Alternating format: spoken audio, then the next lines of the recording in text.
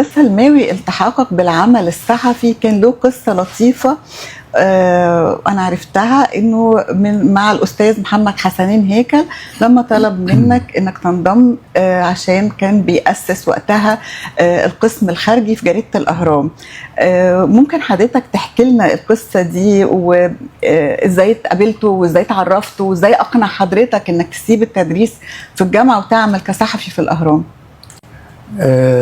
يعني دي كان الحقيقة نقطة تحول في حياتي، ونقطة تحول أيضا في الأهرام، لأن وقتها الأهرام كانت نقل للمبنى الجديد بتاعه اللي هو المبنى الحالي اللي أصبح اسمه النهاردة مبنى محمد حسنين هيكل.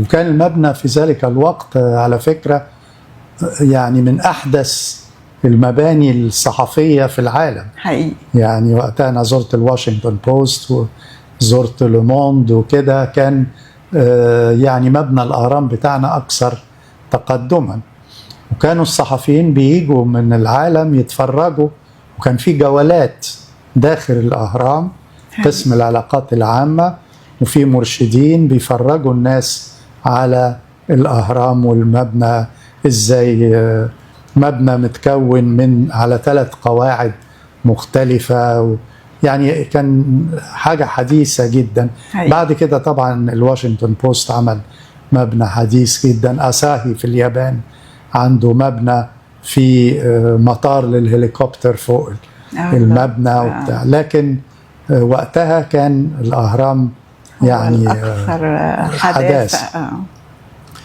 فكان في الوقت ده الأستاذ هيكل كمان بيطور زي ما تفضلتي قسم الخارجي.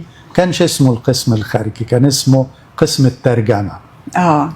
إنه الوكالات بتيجي، البرقيات بتيجي على الوكالات، وفي مجموعة مترجمين قاعدين بيترجموا الوكالات دي ويقدموها للتحرير، يختار منها، يغير، يصيغ، يعيد صياغة، العمل الصحفي بقى.